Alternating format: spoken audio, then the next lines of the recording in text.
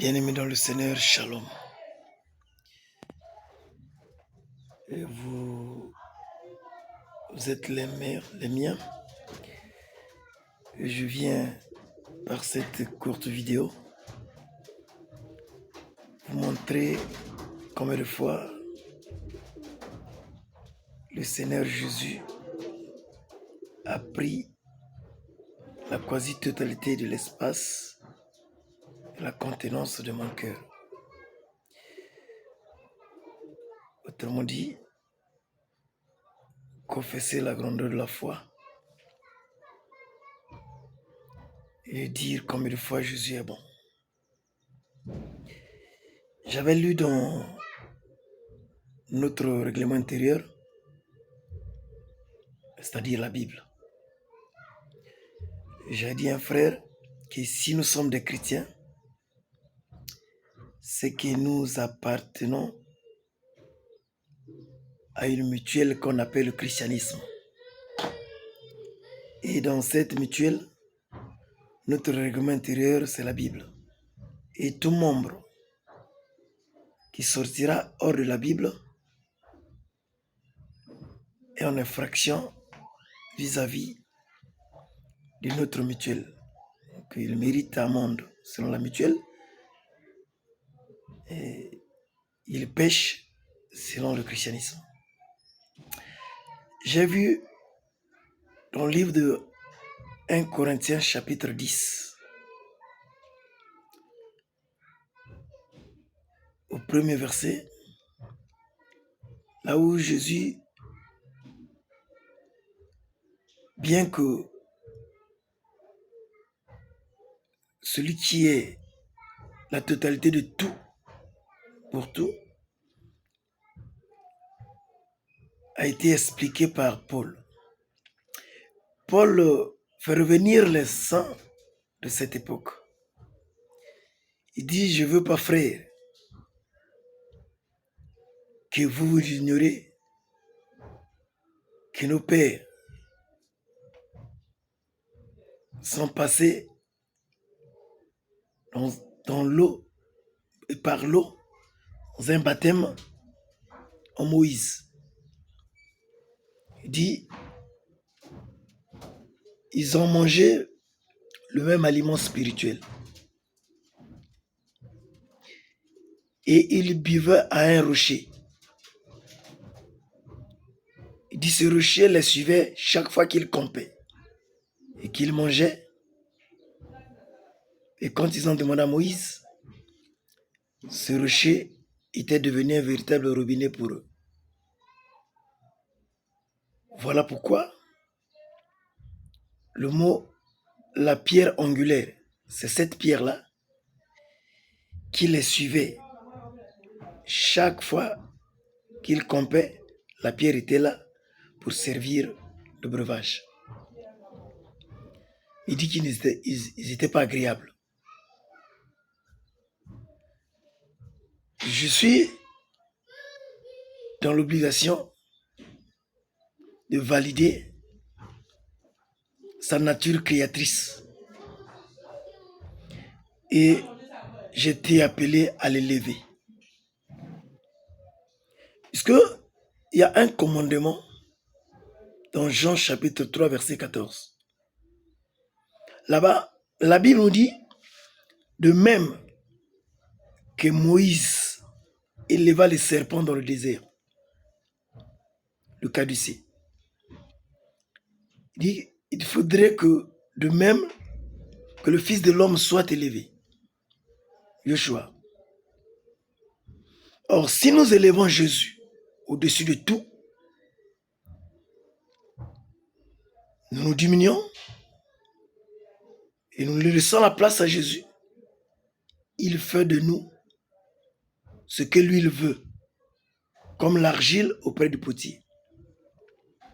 Je vous conseille donc sur lui, la pierre angulaire, de bâtir votre vie. Nous ne sommes pas des fous.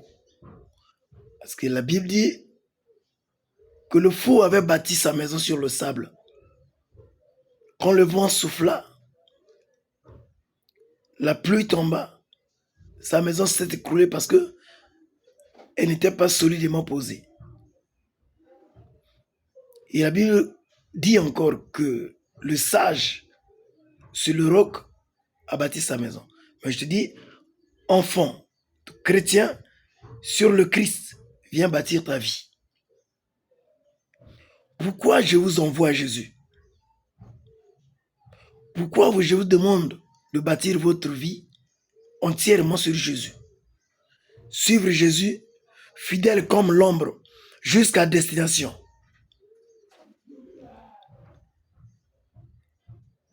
Moi, votre humble serviteur, j'avais eu la grâce de faire la série scientifique.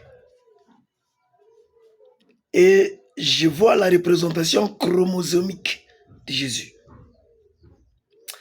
Sur le côté de Marie, il porte X sur X. Et on l'a croisé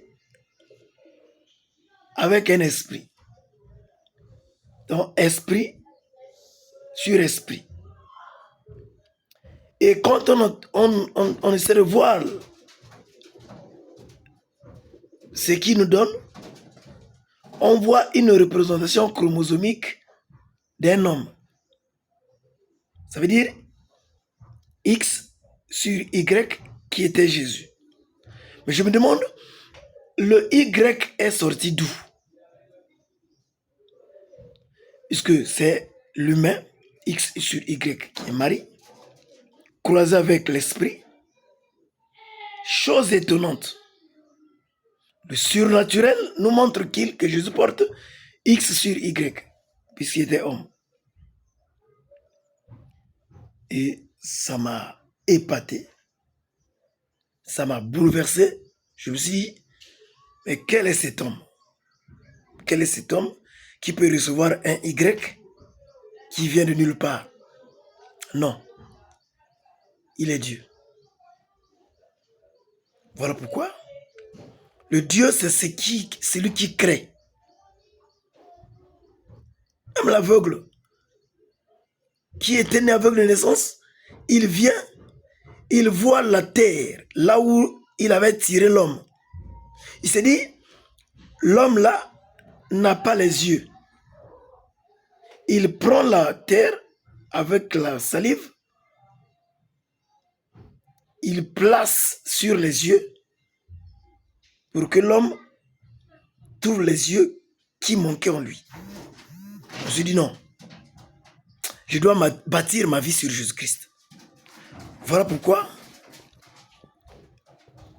je dois le servir. Qu'il pleuve, qu'il neige, contre vent, c'est marin, je dois bâtir ma vie sur Jésus. Et je suis attaché à lui. Je ne regarde pas seulement au surnaturel, mais à sa position de sa divinité. Et si je vois les humains s'attacher au bien matériel,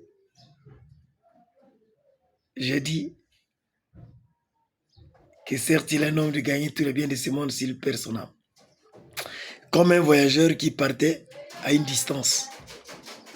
On lui dit, là où tu vas, en route, il y a un village.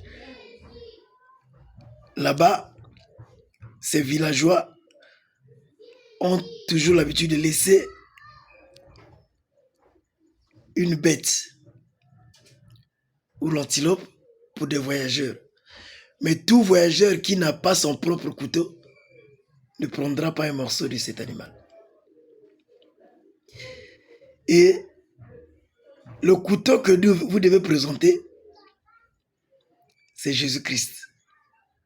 Et le voyageur, c'est tous les hommes, hommes comme femmes. Nous mourrons. Et là où nous irons, la question sera, est-ce que tu vas avec Jésus-Christ? Est-ce que tu as Jésus-Christ en toi? C'est pour cela que tous ceux qui n'auront pas Jésus-Christ auront commis la bêtise de voyager seuls, de voyager sans support, sans soutien, de voyager sans espoir, d'avoir vécu sur la terre en amassant les choses qui sont éphémères. Prends Jésus, va avec lui. Et quand on te posera la question, où passeras-tu ton éternité? Où passeras-tu ton éternité? Je te dirai, je suis citoyen de la cité céleste. Jésus est mon mari. Il est allé me préparer une place comme un fiancé qui achète tout, le lit, le réchaud, les assiettes et la marmite. Il prépare sa maison pour recevoir son épouse.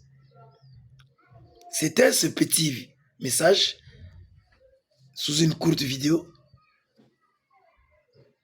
que je tiens à vous appeler à Jésus. Laisse tout ce que tu fais, frère. C'est toi. Je m'adresse à toi. Laisse tout ce que tu fais. Regarde un peu derrière ta nuque. Il y a quoi? La couleur des cheveux là, c'est blanc. Derrière ta nuque là. Regarde les insuffisances. Non. Il est merveilleux. À tous ceux qui l'ont reçu, à tous ceux qui croient en son nom, il est donné le pouvoir de devenir enfant de Dieu, citoyen de la cité céleste. Moi, je suis votre humble serviteur, le Père visionnaire des églises de la seconde gloire. Nous communions dans cette cité située à Windsor, 753, dans la rue Loudima, 1463, entre l'avenue des Camps, appelée avenue des Blindés, et l'avenue du Cléopâtre. Là-bas, nous communions mardi de 15h30 à 17h30, jeudi de 15h30 à 17h30 et dimanche de 8h30 à 12h30. Je vous invite à venir au Créateur puissant. Lui, il ne manquera pas une place pour vous, parce que les places sont très nombreuses. Soyez les bienvenus. Bon retour auprès de votre Père, Jésus-Christ. Amen.